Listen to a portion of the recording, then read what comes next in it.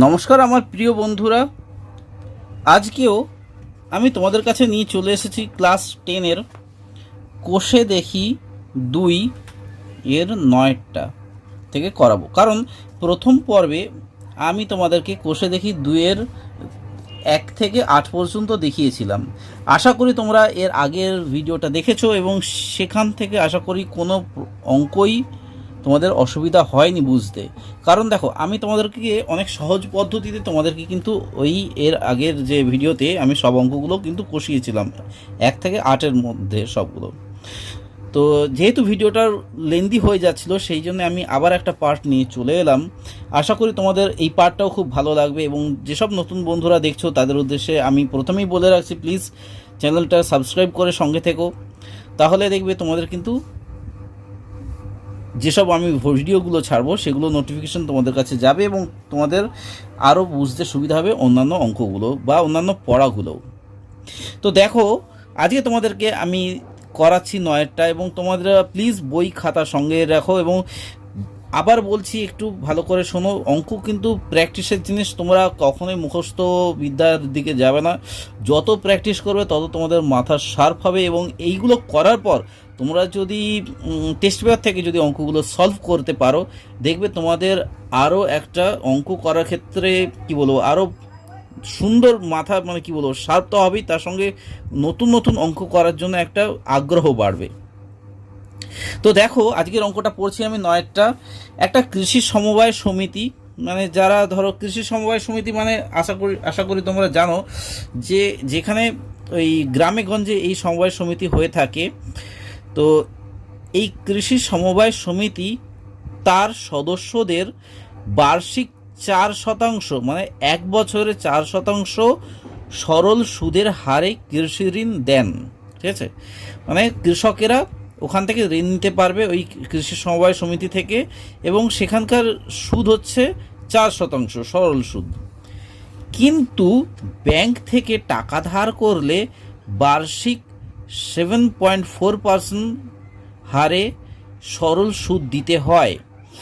একজন কৃষক যদি ব্যাংক থেকে টাকা ধার করে সমবায় সমিতির সদস্য হয়ে সমিতি থেকে 5,000 টাকা কৃষি ঋণ নেন, তাহলে কি বলছে একজন কৃষক যদি ব্যাংক থেকে টাকা ধার না করে, ব্যাংক থেকে টাকা ধার করলো না, ঠিক আছে, এবং ব্যাংক থেকে না নিয়ে কি হলো, সে সমবায় সমিতি থেকে টাকা ধার করলো। কত টাকা না, 5,000 টাকা ঋণ নিল। তাহলে তার বছরে সুদ বাবদ কত টাকা বাঁচবে? তো তোমাদেরকে আমি বলে রাখবো, এমনি ধরনের পাটিগণিত অঙ্ক করার সময় এটাকে রিপিটেডলি পড়বে যতক্ষণ না তোমাদের মাথায় ঢুকছে। যখন দেখবে তোমাদের এই পড়াটা মাথায় ঢুকবে, তখনই তোমরা কিন্তু অঙ্ক করতে আরও ওয়াকিবহাল হবে এবং তোমরা দেখবে বুঝতে যত সুবিধা হবে তত অঙ্ক করতে তোমরা আরও ভালো করে করতে পারবে পাটিগণিতের অঙ্ক। এবং যদি ধরো তোমরা খাপছাড়াভাবে পড়ো, সেক্ষেত্রে কিন্তু তোমাদের অঙ্ক অনেক সময় মিসআন্ডারস্ট্যান্ডিং হয়ে যায় এবং সেক্ষেত্রে অনেক সময় ভুল অঙ্ক কষে ফেলা হয়। তো আরেকবার পড়ো তাহলে। সমবায় সমিতির ঋণ সুদ কত? 4% সমবায় সমিতি, ব্যাংকের সুদ হচ্ছে 7.4%, আর সমবায় সমিতি থেকে 5,000 টাকা ধার নিয়েছে। মেন পয়েন্টগুলো আমি তোমাদেরকে বলছি। তাহলে তিনি যদি ব্যাংক থেকে টাকা ধার না নিয়ে যদি সমবায় সমিতি থেকে 5,000 টাকা নেয়, তাহলে সুদ বাবদ তার কত টাকা বাঁচছে। ঠিক আছে, এটাই হচ্ছে মেন পয়েন্ট। তাহলে আমাকে বের করতে হবে যে ব্যাংক থেকেও 5,000 টাকা নিলে 1 বছরে কত টাকা সুদ হতো এবং এই সমবায় সমিতি থেকেও নিলে 5 বছর তার কত টাকা সুদ হতো। তো এখানে আমি লিখে রাখছি যে প্রথমেই যে সমবায়, ভালো করে দেখবে, সমবায় সমিতির ক্ষেত্রে, ঠিক আছে, তোমরা এইভাবেই লিখবে। সমবায় সমিতির ক্ষেত্রে প্রথমে আমি লিখছি, তাহলে আমি এখানে লিখে দিলাম যে আসল প্রিন্সিপাল সমান 5,000 টাকা, সুদের হার রেট অফ ইন্টারেস্ট হচ্ছে 4%। সমবায় সমিতির ক্ষেত্রে কিন্তু সময় হচ্ছে 1 বছর এবং মোট সুদ হচ্ছে ধরো ইন্টারেস্ট আমি একটা লিখলাম। তাহলে অতএব সূত্রানুসারে সারে বা সূত্রাণু যাই বলো না কেন, সেক্ষেত্রে কি না আমরা জানি কি I is equal to P R T by 100, তাই না? তো আমাকে সুদ বের করতে হবে, যেহেতু বলছে কার সুদটা বেশি, সেক্ষেত্রে তার কত টাকা বাঁচতো। সেক্ষেত্রে আমরা কি করব, এবার আই বের করছি। এখানে পি এর মানটা কত, 5000 বসিয়ে দিলাম, এই যে 5000 টাকাটা। আর রেট অফ ইন্টারেস্ট 4%, আর কি না টি টাইম হচ্ছে 1 বছর করে দিলে, এরপর 100, ঠিক আছে? তো এখানে তাহলে কি হচ্ছে, এখানে দুটো শূন্য কাটো, এখানে দুটো শূন্য কাটো, তাহলে কত হচ্ছে এখানে ইন্টারেস্টটা, না 50 কত হয় 200, তাহলে 200 টাকা। সমবায় সমিতির ক্ষেত্রে আমার ইন্টারেস্ট হচ্ছে 200 টাকা। এবার ব্যাংকের ক্ষেত্রে আমি বের করি, দেখো ব্যাংকের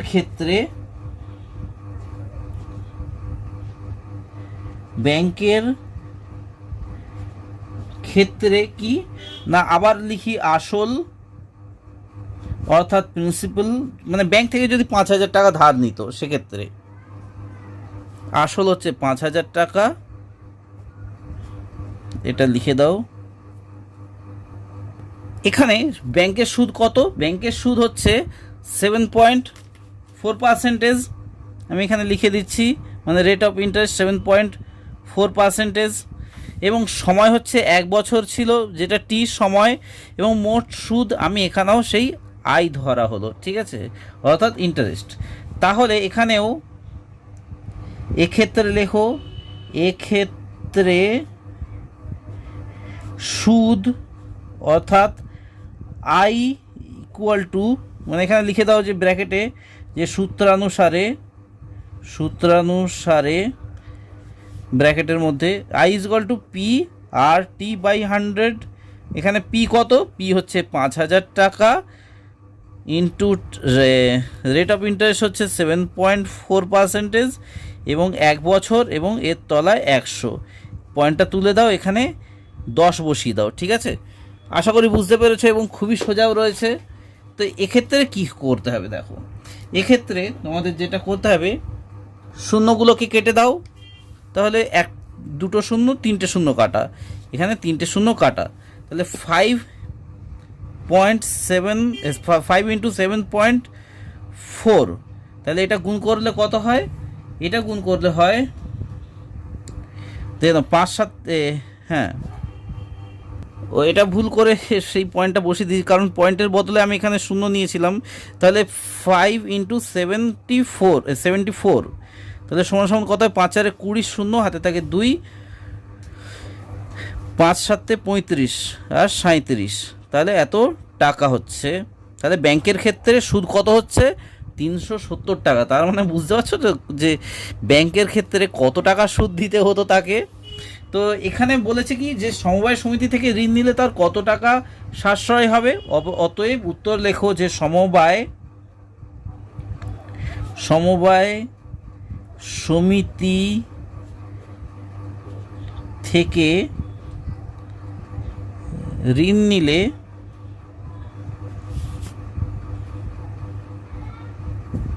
তার এই যেটা বড় তার থেকে জাস্ট ছোটটা বিয়োগ দিয়ে দাও, এত টাকা সমান সমান 200 টাকা, এই সরি হ্যাঁ বিয়োগ 200 টাকা বলছি, মানে 170 টাকা সাশ্রয় হবে। ঠিক আছে, আশা করি বুঝতে পেরেছো, একদম সোজা অঙ্ক রয়েছে। এর পরেরটা দেখে নাও। এর পরেরটা দেখো, আবার বলেছি ভালো করে পড়ার চেষ্টা করবে। এর পরেরটা কিন্তু খুবই সোজা রয়েছে।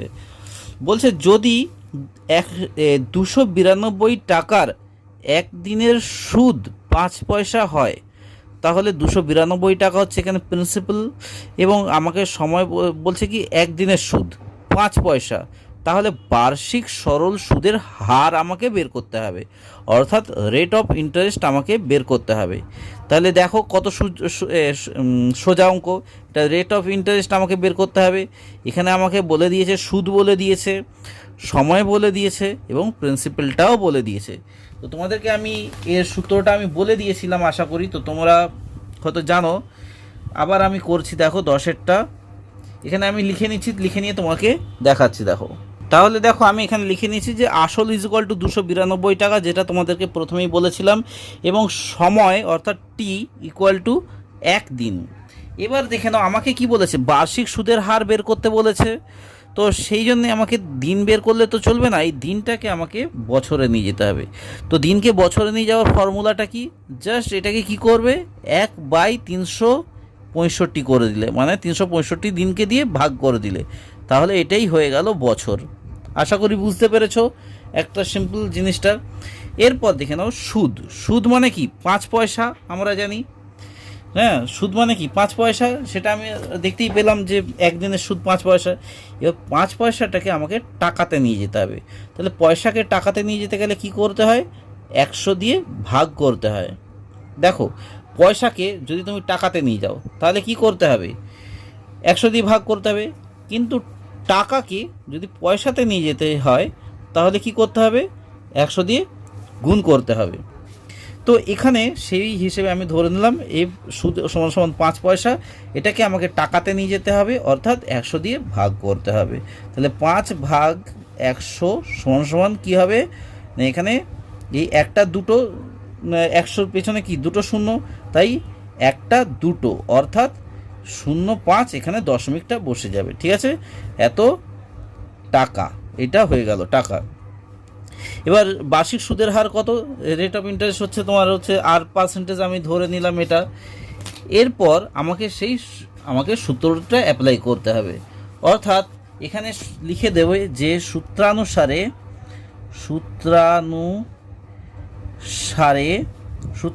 কি, খাতাটা ভাঁজ করে নিই।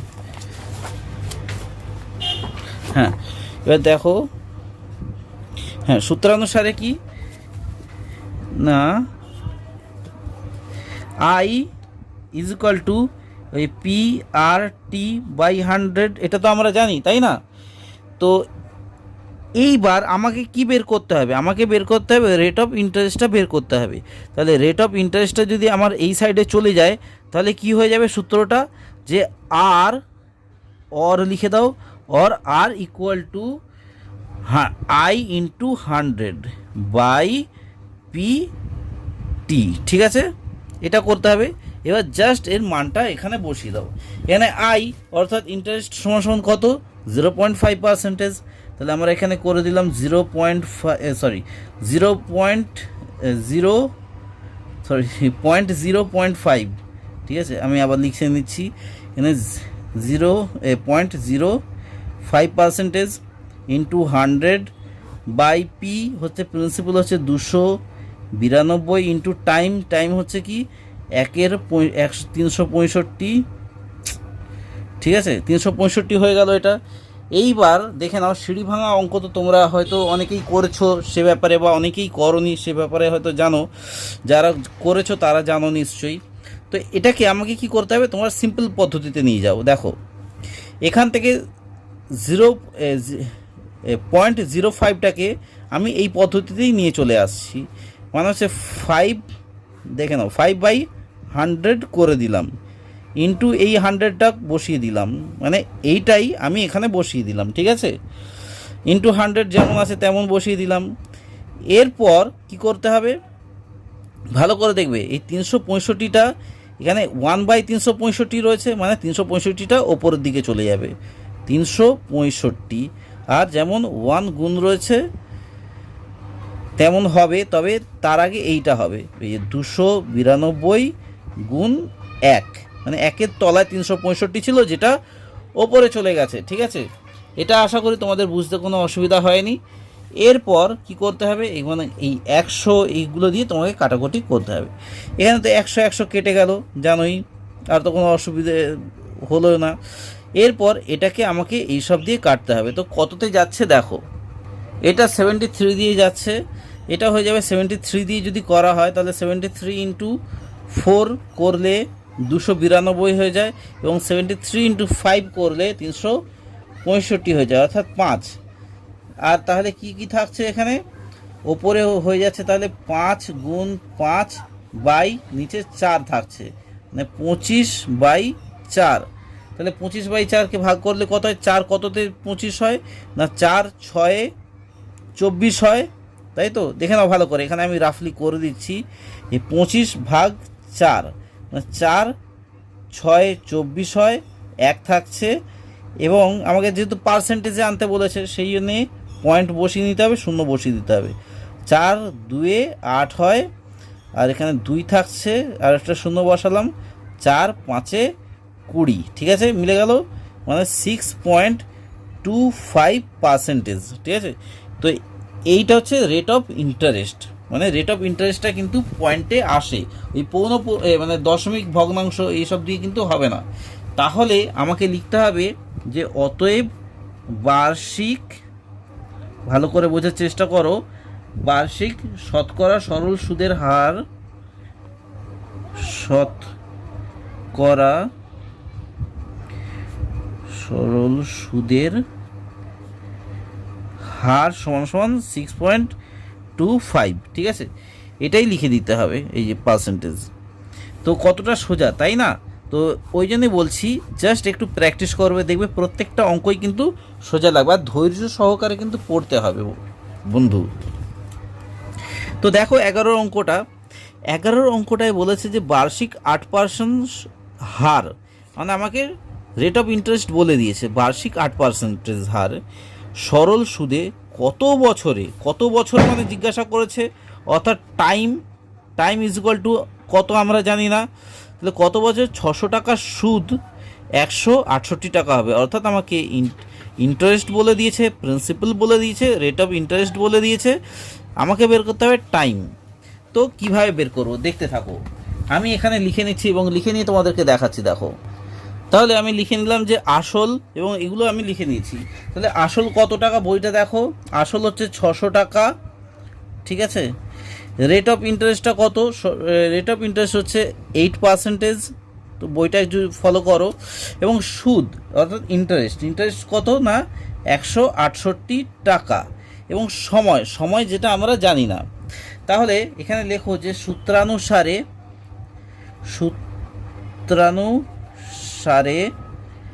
সূত্রানুসারে কি I is equal two PRT/100, এখানে টি চেয়েছে, or T is equal to কত? I ইন্টু 100, মানে এটার সঙ্গে এটার গুণ হয়ে যাবে, I ইন্টু 100 বাই কী পড়ে থাকে, টিটা সরিয়ে নিলে শুধু PR পড়ে থাকে, এখানে শুধু PR করে দেবে। তাহলে সমান সমান কী করবে, শুধু জাস্ট মানটা বসিয়ে দাও। I মানে কি 168, 100, ঠিক আছে, বাই পি প্রিন্সিপাল হচ্ছে 600, ঠিক আছে, আর রেট অফ ইন্টারেস্ট হচ্ছে 8। তাহলে আমাকে বের করতে হবে কি, সময়টা বের করতে হবে। তাহলে এখানে শুধু কেটে দাও, দুটো শূন্য কাটা হয়ে গেল। এখানে দেখে দাও 8-এর সঙ্গে কেটে, 8 একে 8, 8 2 16, 8 একে 8 21 হচ্ছে।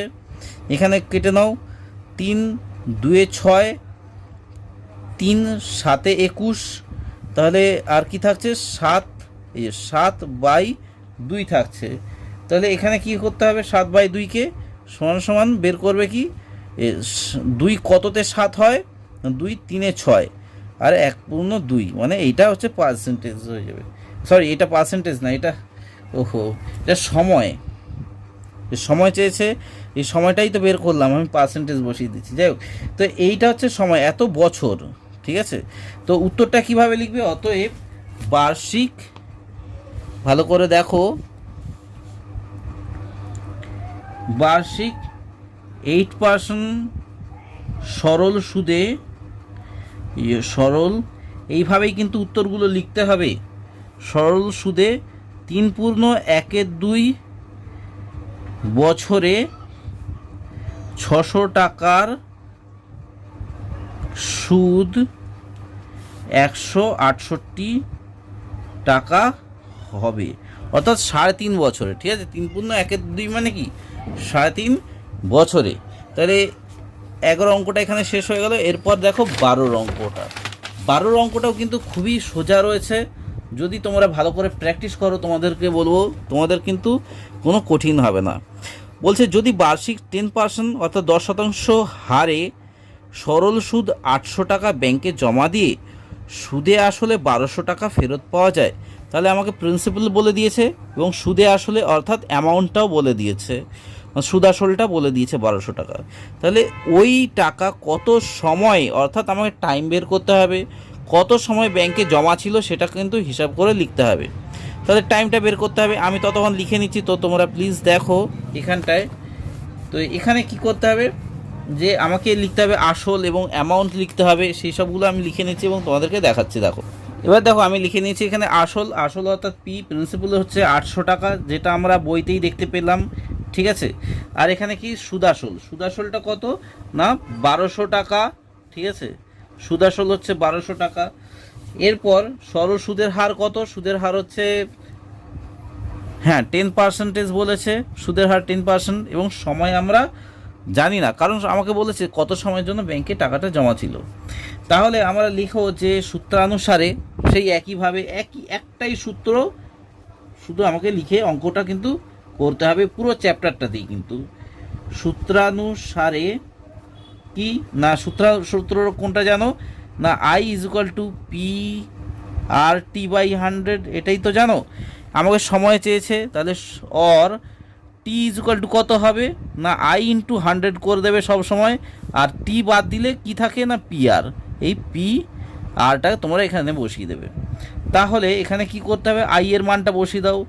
I অর্থাৎ ইন্টারেস্টটা কত, এখানে ইন্টারেস্টটা বের করতে গেলে কি করতে হবে, দেখো এটা তো ইন্টারেস্ট প্লাস প্রিন্সিপাল সব সময় তো রয়েছে।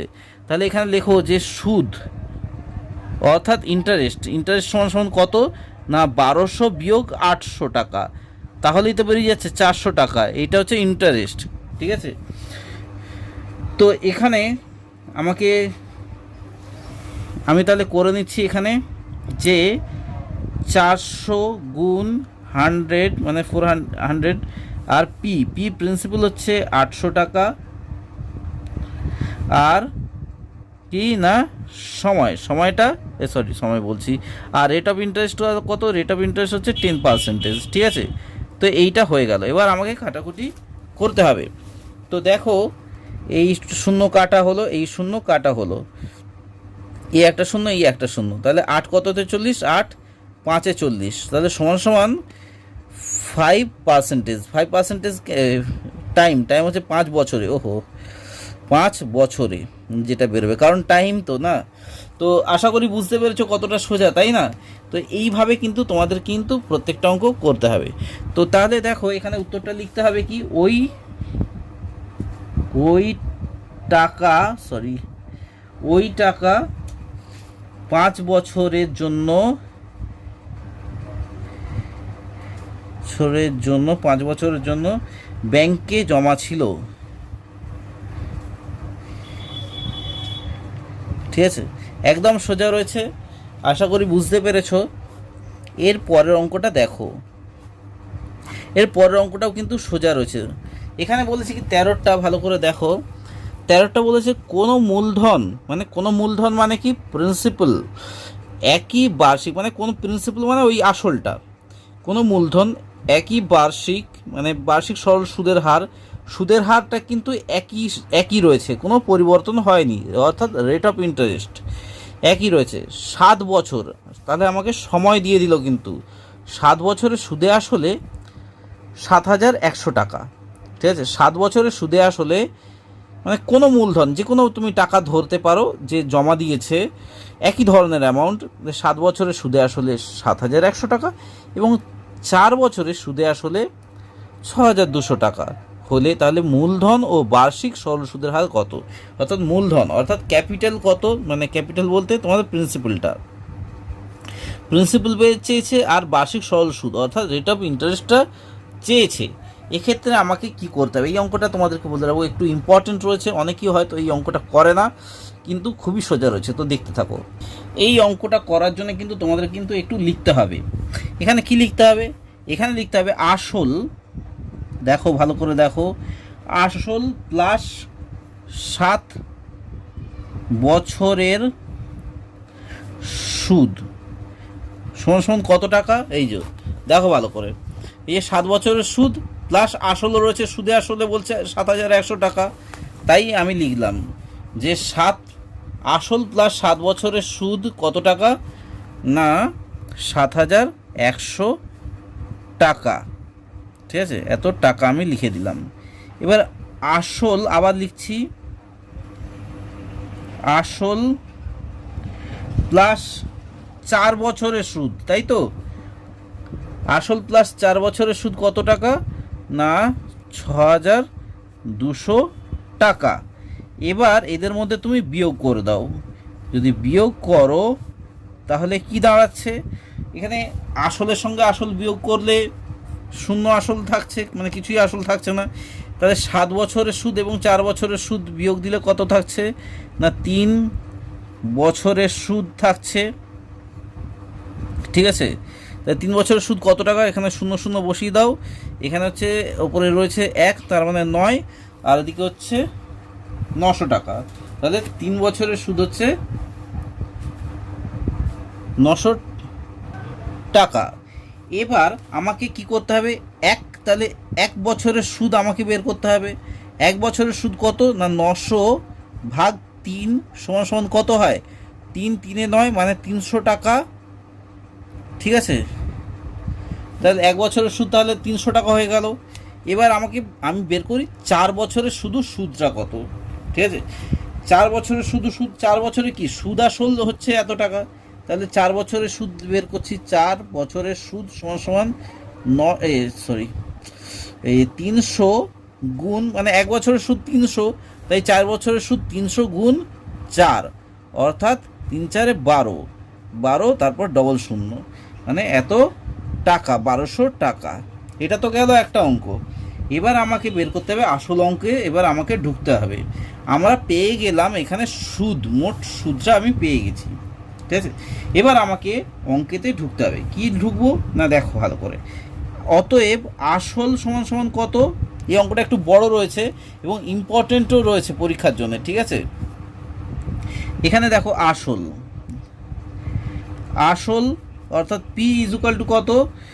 না পি ইজুকাল টু, এখানে দেখে নিচ্ছি 6,200 বিয়োগ 1200 সমান সমান কত হচ্ছে? 4,000 টাকা। তাহলে আসল আমি পেয়ে গেছি 4,000 টাকা, সরি 5,000 টাকা। ওহো, 5,000 টাকা পেয়ে গেছি আসল। ঠিক আছে, এবং সময়, সময় কত? সময় সমান সমান, অর্থাৎ টি ইজুকাল টু 4 বছর। ঠিক আছে, এবং সুদ, সুদ সমান সমান আমরা কি জানলাম? অর্থাৎ ইন্টারেস্ট সমান সমান 1200 টাকা। ঠিক আছে, এই টাকা হয়ে গেল। এবং রেট অফ ইন্টারেস্ট অর্থাৎ বার্ষিক সুদের হার, বার্ষিক সুদের হার আর পার্সেন্ট, আর সমান সমান কত? না এটা আর জানি না, এটা বের করতে হবে যেটা আমাকে। ঠিক আছে, তাহলে সূত্রানুসারে লেখো। সূত্রানুসারে কি না I is equal to PRT by 100 সমান সমান, মানে আমাকে কি বের করতে হবে? না সুদের হার, অর্থাৎ রেট অফ ইন্টারেস্টটা বের করতে হবে। তাহলে or R is equal to কত হবে? R is equal to I into 100 by I into 100 by PT, অর্থাৎ PRT পড়ে থাকছে। ঠিক আছে, তাহলে জাস্ট আমি এগুলোর মানটা বসিয়ে দেবো। ইন্টারেস্টটা কত? না 1200 টাকা। 100 হয়ে গেল, আর প্রিন্সিপাল হচ্ছে কত এখানে?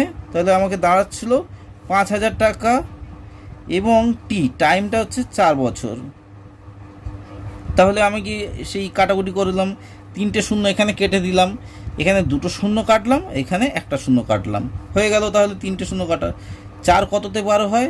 4 3 12 হয়, 4 3 12 হয়, আর একটা শূন্য বসে গেল, মানে এই শূন্যটাই এখানে বসে গেল। তাহলে কত হচ্ছে এখানে?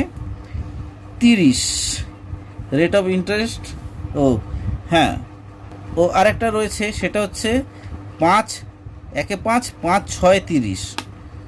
ওহো, তাহলে 6%, এই রেট অফ ইন্টারেস্ট সমান সমান 6%। অতএব এখানে লিখতে হবে যে মূলধন 5,000 টাকা এবং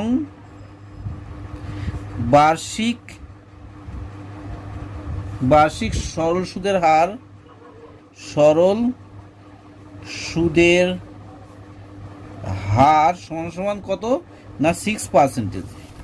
এবার দেখে নাও যেটা বের করতে হবে সেটা হচ্ছে পোস্ট অফিসের ক্ষেত্রে আমাকে বের করতে হবে। এবার পোস্ট অফিসের ক্ষেত্রে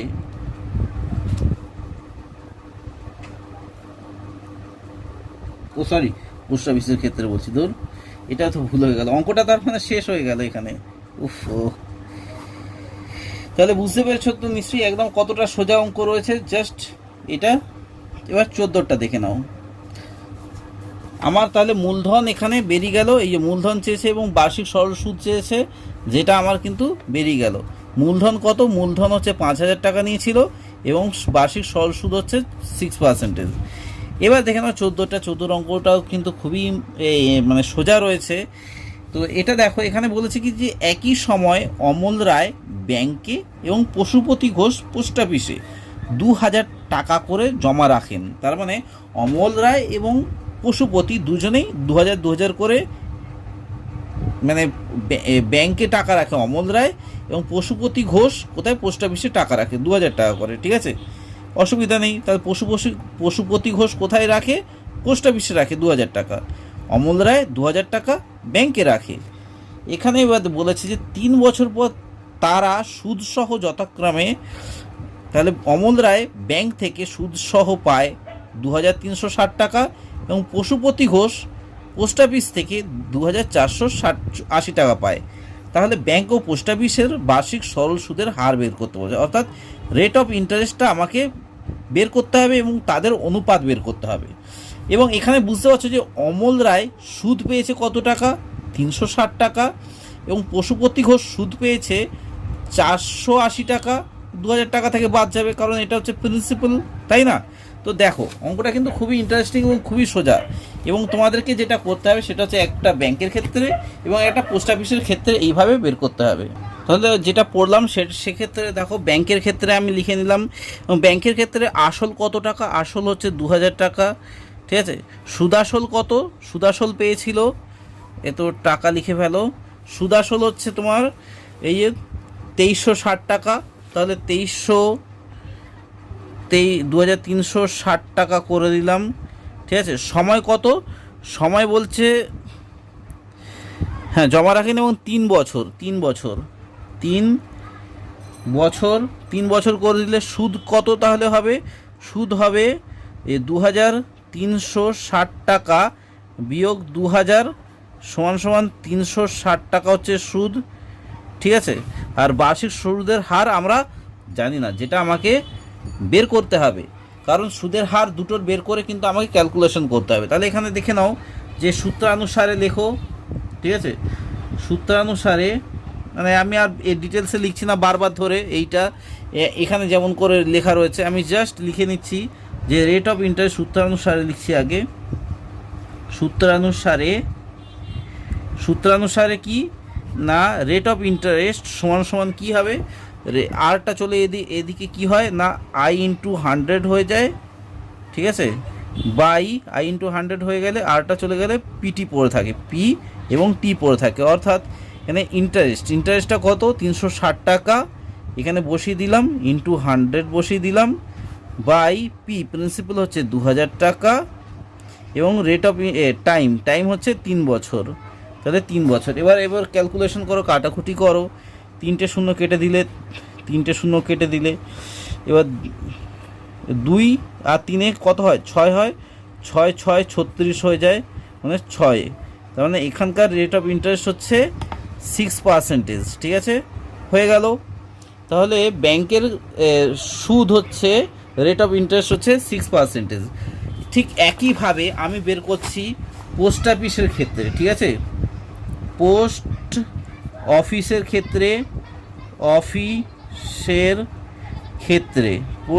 ক্ষেত্রে আমি বের করছি, দেখো ভালো করে, ঠিক একইভাবে। তাহলে ব্যাংকের ক্ষেত্রেও আমি এখানে লিখে নিলাম যে আসল হচ্ছে প্রিন্সিপাল হচ্ছে 2,000 টাকা। ঠিক আছে, 2,000 টাকা পোস্ট অফিসের ক্ষেত্রে। সুদাসল কত পেয়েছিল? সুদাসল হচ্ছে 2,480 টাকা, 2,480 টাকা। সময় হচ্ছে 3 বছর, আর সুদ হচ্ছে ইন্টারেস্ট হচ্ছে কত না 2480 থেকে 2000 টাকা যদি বাদ চলে যায় তাহলে 480 টাকা, ঠিক আছে। আর বার্ষিক সুদের হার আমরা জানি না, এক্ষেত্রেও সেমনি আমাকে বার্ষিক সুদের হার বের করতে হবে। তাহলে এখানে আর ইজ ইকুয়াল টু সূত্রানুসারে লিখি যে সূত্রানুসারে কি না আর ইকুয়াল টু কি আই ইন্টু 100, আর কি পড়ে থাকে পি আর টি পড়ে থাকছে, তাহলে সমান সমান আমরা জাস্ট করে দেবো কি আই মানে কি ইন্টারেস্ট মানে 480 টাকা গুণ 100 বাই পি, প্রিন্সিপাল হচ্ছে 2000 টাকা গুণ হচ্ছে টি, সময় হচ্ছে কত 3 বছর। জাস্ট ঠিক আগেকার মতনই 3টে শূন্য কেটে দাও, এখানে 3 দুগুণে 6 থাকছে, 6 কততে 48, 6 4 6 42, দেখেন 3 দিয়ে কাটি, আগে 2 দিয়ে কেটে নিই, 2 কততে 24 হয়, আর 3 কততে 24 হয়, 3 8 24 হয়, তাহলে এখানে কত আসছে 6 8 48 হয়ে যেত, তাহলে এখানে 8%, ঠিক আছে, রেট অফ ইন্টারেস্ট এখানে 8% আর 8%।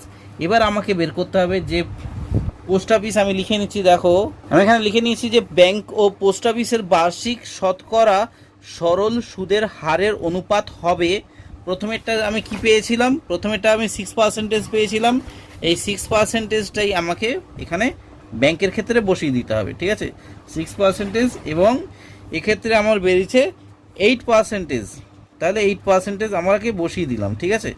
তো এখানে যদি তোমরা করো তাহলে কাটাকুটি করো, সেক্ষেত্রে কী হয়ে যাবে, 2 দিয়ে কাটাকুটি যাবে, 2 3 6, এবং 2 দিয়ে কাটছো, দুটোকেই 2 দিয়ে কাটতে হবে, 2 3 6, 2 কততে 8 না 2 4 8, তাহলে 3:4 ওদের সরল সুদের হারের অনুপাত, ঠিক আছে। সোজা, কতটা সোজা তাই না?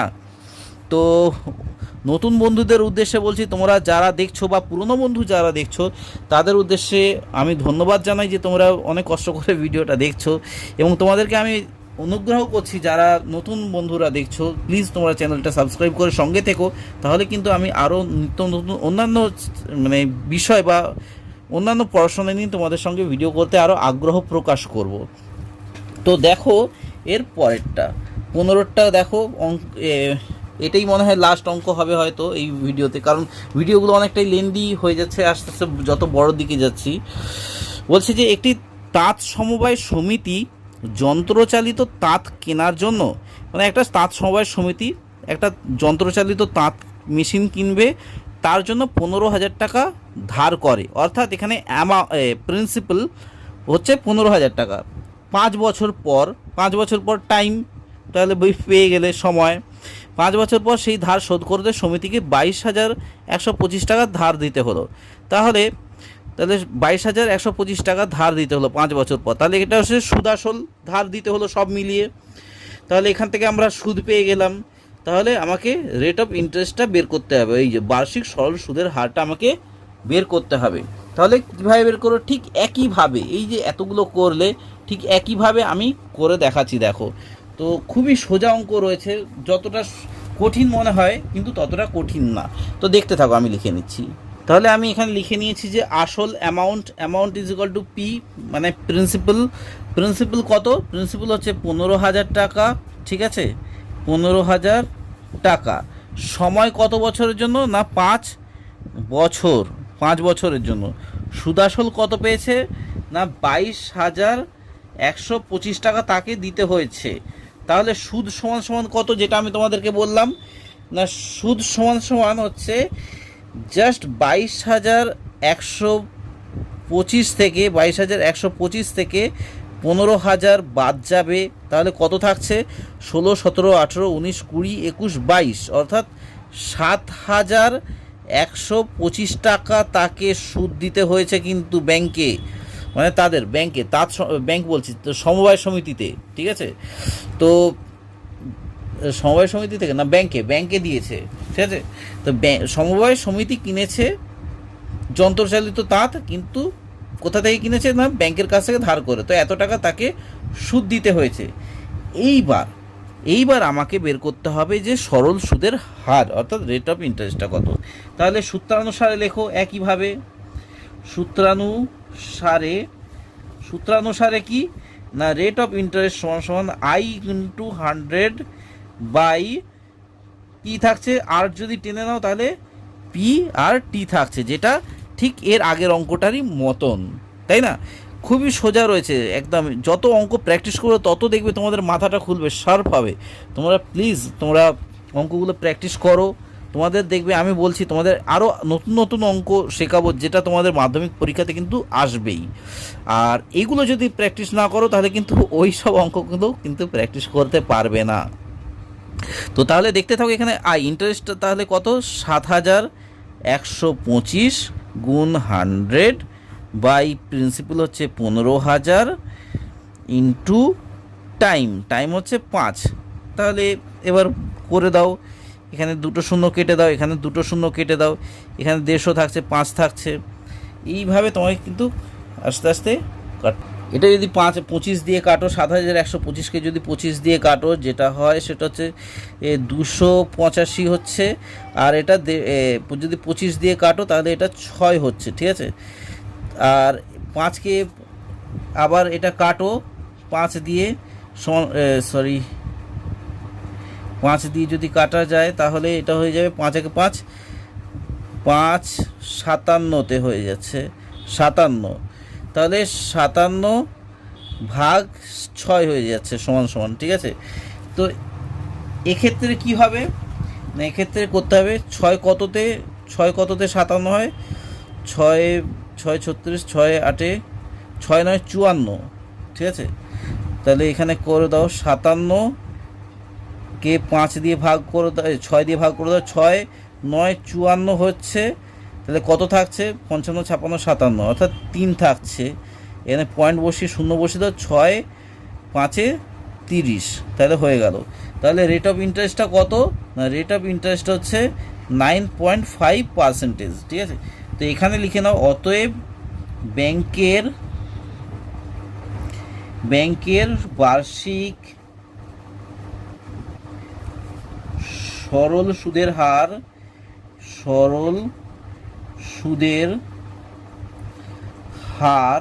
সমান সমান 9.5%, ঠিক আছে। কতটা সোজা, তাই না?